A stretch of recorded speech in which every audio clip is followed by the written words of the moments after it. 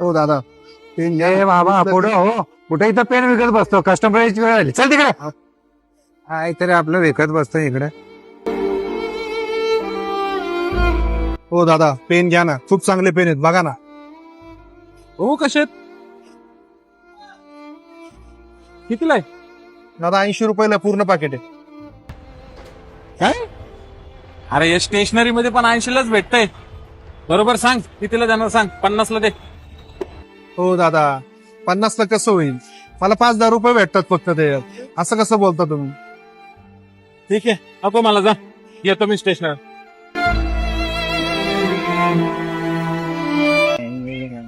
हो दादा पेन घ्या ना, खूप चांगले पेन आहेत.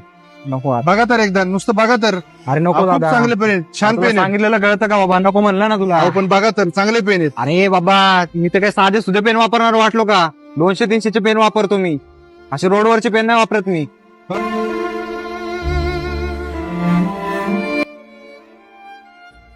दादा इकडे रे एक मिनिट.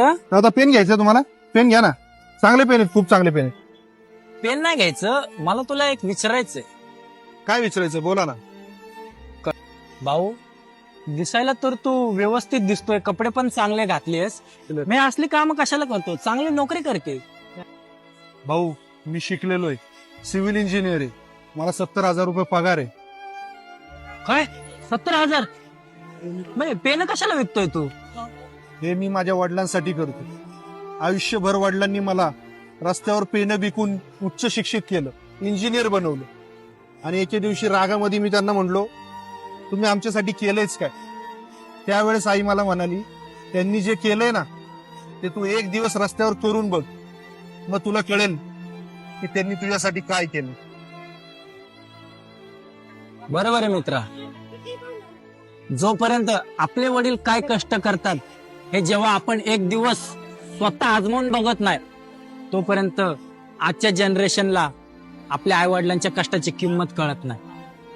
आणि तुला याची जाणीव झाली ही खूप मोठी गोष्ट आहे. मला आज कळतंय वडिलांनी काय केलं माझ्यासाठी.